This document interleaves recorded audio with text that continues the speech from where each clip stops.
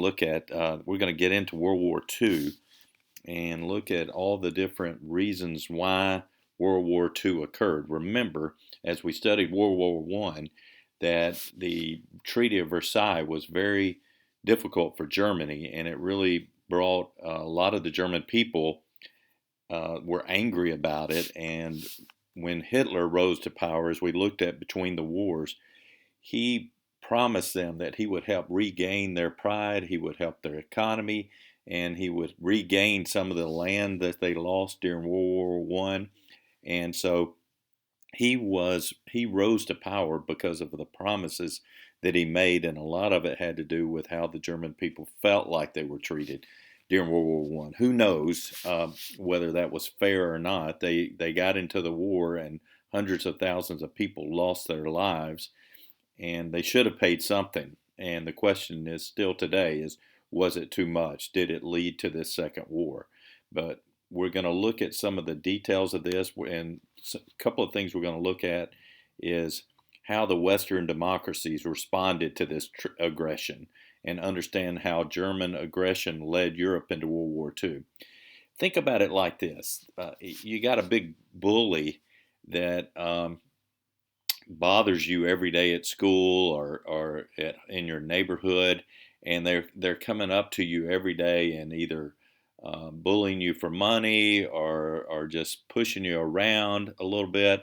And about a year before that, you got in a big fight with this bully, and you won, but you lost a tooth he hit you in the mouth, and you lost a tooth, and your eye was black and blue for a couple of days, and you were sore.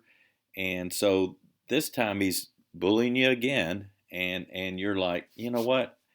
I might can take this guy again, but I don't want to go through all this pain that I went through last time, so I'll just give him some money that he's asking for, or I'll just let him push me around a little bit. That's kind of how the United States, Britain, and France all felt. Here's this guy, this big bully, Hitler, really, invading all these lands and doing all this stuff, and everybody in these countries were like, man, just 20 years ago, all our young men were being killed in this horrible, horrible war. People were along the streets without legs and arms, and many perished. So they were like, look, if he wants to take this land or that land, is it worth losing all of our young men again over? And so they had this policy that we're going to look at called appeasement. And it's this idea of just give in to their demands. You just let them have their way, and it'll keep the peace. And it does for a while, but it does not last, because once that bully or once that aggressor realizes you're not going to stand up to him, then he's going to continue, or she's going to continue to do more and demand more. And that's exactly what Hitler's going to do.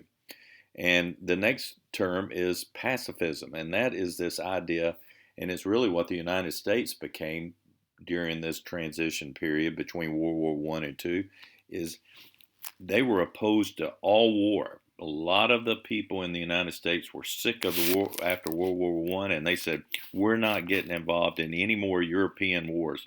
Let them have their own wars. So this was a view of the majority of the people in the United States.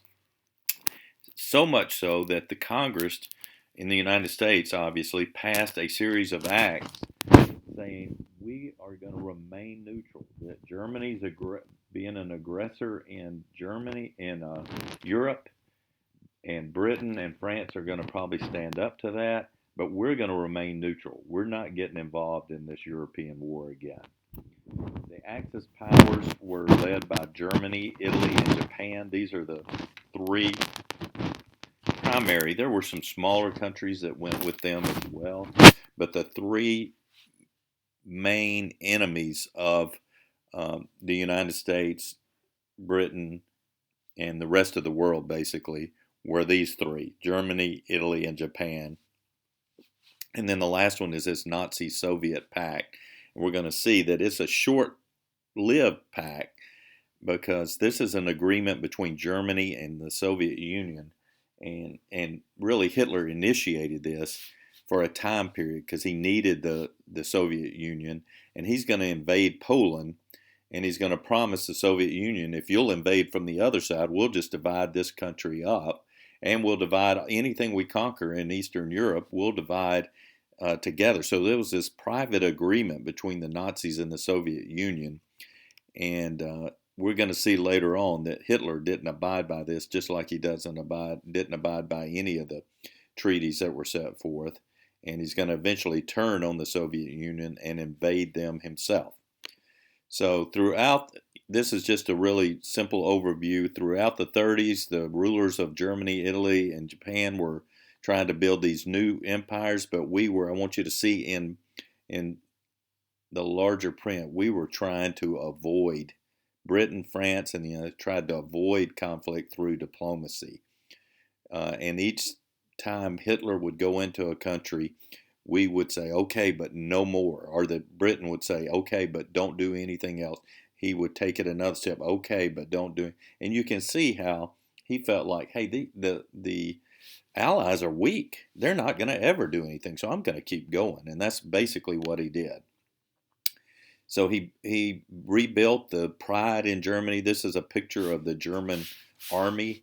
And after being defeated, this really felt good for them. They're starting to take over some lands that they lost. And there's this pride going on in Germany. So the German people allowed this aggression to take place. And it ends, this is really interesting. I want you to see this. This is how Hitler felt about the German people. He says, Hitler, who believed the superiority of the German people, thought that Germany had a right to conquer the Slavs to the east. Hitler claimed, I have the right to remove millions of an inferior race that breeds like vermin. This is a really horrible view of man that Hitler had, and that's how he felt about the Slavs, and that's exactly how we're going to see how he felt about the Jews. This is just a picture of Hitler giving a speech, and after he had annexed a country next to him, Austria, and what was going to lead to the war, the Allies, really mainly Britain and France, kept appeasing and saying, okay, you can have this and that. But where they did draw a line in the sand was in Poland. They said, you cannot invade Poland.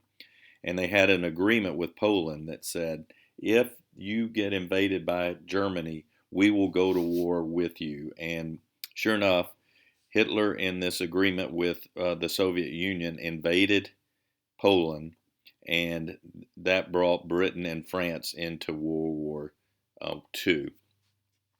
This is a political cartoon. It's kind of funny, but this is Hitler, and this is Stalin, and this is showing basically a marriage of them. Not really a marriage, but it's just like an agreement for a period of time that we're going to work together and try to conquer this Eastern Europe. This is not going to last. This marriage is not going to last. This agreement to work together is going to last for about 2 years. And then Hitler is going to do something very drastic, and it's going to change everything with this supposedly great relationship. So I'm going to ask you to answer some questions that I'm going to send to you from this teaching, and just submit those to me, and hope you have a great day.